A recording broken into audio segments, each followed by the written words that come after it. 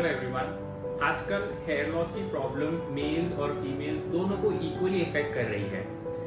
Hair loss जो होता है बहुत अलग अलग कारणों की वजह से होता है और उसका डायग्नोज करना एक इक्वली इम्पॉर्टेंट टास्क होता है for a doctor.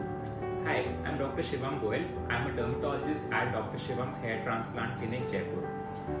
Hair fall के बहुत डिफरेंट रीजंस होते हैं और उसी की बेसिस पे हम उसका ट्रीटमेंट डिजाइन करते हैं। सो आज मैं आपसे हेयर फॉल के प्रोबेबल रीजंस के ऊपर डिस्कस करूंगा। सो हेयर फॉल के कॉजेज क्या होते हैं? मेन में मोस्ट कॉमनली जो हेयर फॉल होता है वो होता है एंड्रोजेनेटिक एलोपेशिया या फिर मेल पैटर्न बॉल्डनेस, जो कि मेल हॉर्मोन्स और जेनेटिक्स के कारण होता है। सेकेंड मोस्ट इंपॉर्टेंट कॉज होता है इसका टीलोजन एफ्लूवियम, जो कि कोई भी शॉक या फिर कोई भी स्ट्रेस के एपिसोड के बाद आपको एक सडन हेयर फॉल के रूप में दिखने लग जाता है। इसके अलावा और भी कई कारण होते हैं, जैसे कि एलोपेशिया एरिएटा, जिसमें आप नोटिस करेंगे आपके सर पे या आपकी बियर्ड पे एक राउंड पैच के फॉर्म में सडन हेयर लॉस होने लग जाता है।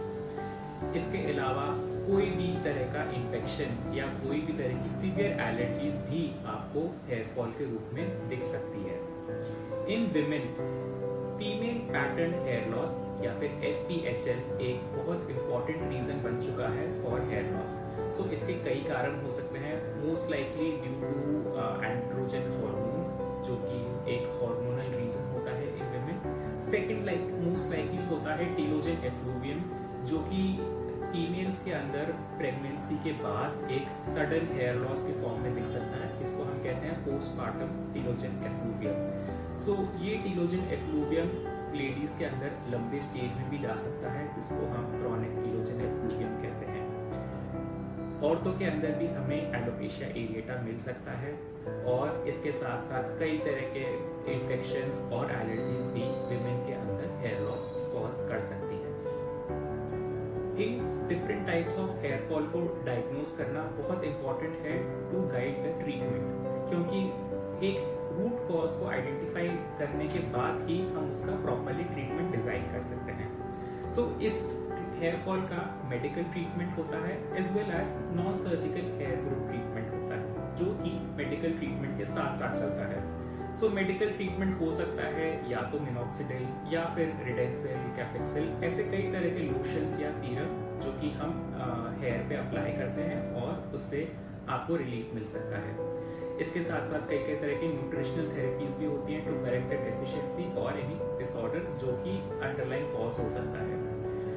मैं आपको non surgical hair growth treatments के बारे में बताऊंगा, जो कि हम मेडिकल थेरेपी के साथ ऐड करते हैं ताकि उसका इफेक्ट बूस्ट हो सके। So non surgical hair growth therapies होती हैं जैसे कि platelet rich plasma therapy, growth factor concentrate therapy, hair mesotherapy और ऐसे कई तरह के ऑप्शंस जो कि हम मेडिकल थेरेपी के साथ ऐड करते हैं। हेयर फॉल के ट्रीटमेंट में, जैसे कि मैंने आपको बताया, रूट कॉज आइडेंटिफाई करना बहुत इंपॉर्टेंट है। तो वो रूट कॉज आइडेंटिफाई करने के बाद जो उसका मेडिकल ट्रीटमेंट होता है, या जैसे कि मिनॉक्सिडिल या न्यूट्रिशनल करेक्शन या फिर हार्मोनल थेरेपी, ये एक मेन स्टे ट्रीटमेंट होता है in any hair fall treatment. इसके साथ जब हम नॉन सर्जिकल ट्रीटमेंट्स ऐड करते हैं तो वो मेडिकल थेरेपी को इफेक्ट को बूस्ट करता है और उसकी इफेक्टिवनेस बढ़ाता है। सिर्फ non surgical hair growth treatment अगर हम करते हैं तो उससे ऑप्टिमम रिजल्ट नहीं आता, क्योंकि मेडिकल ट्रीटमेंट ही उसका एक मेन स्टे ट्रीटमेंट ऑप्शन होता है।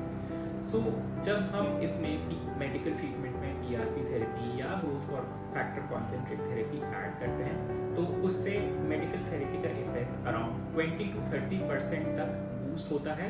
And it depends really on person to person, उनका हेल्थ स्टेटस, उनकी age and their grade of hair fall.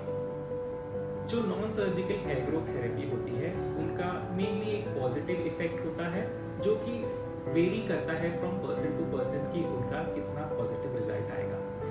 इसके साथ साथ इनके कुछ साइड इफेक्ट्स भी होते हैं, जैसे कि आप कोई भी non surgical hair growth therapy कराते हैं, जैसे कि PRP therapy, hair mesotherapy etcetera, तो आपको इमीडिएटली पोस्ट थेरेपी आपको हल्का सा सर में भारीपन महसूस हो सकता है या फिर हल्का सा हेडेक महसूस हो सकता है, जो कि रेंज करता है फ्रॉम 6 to 8 आवर्स और वो अपने आप रिजॉल्व हो सकता है।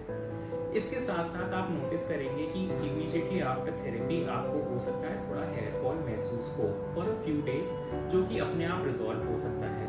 सो दिस हैपेंस बिकॉज जब भी हम ऐसी थेरेपीज करते हैं तो वो आपकी हेयर साइकिल को एक किक स्टार्ट देता है, यानी कि बूस्ट देता है, जिससे आपकी हेयर फॉलिकल्स एकदम एक्टिव हो जाए।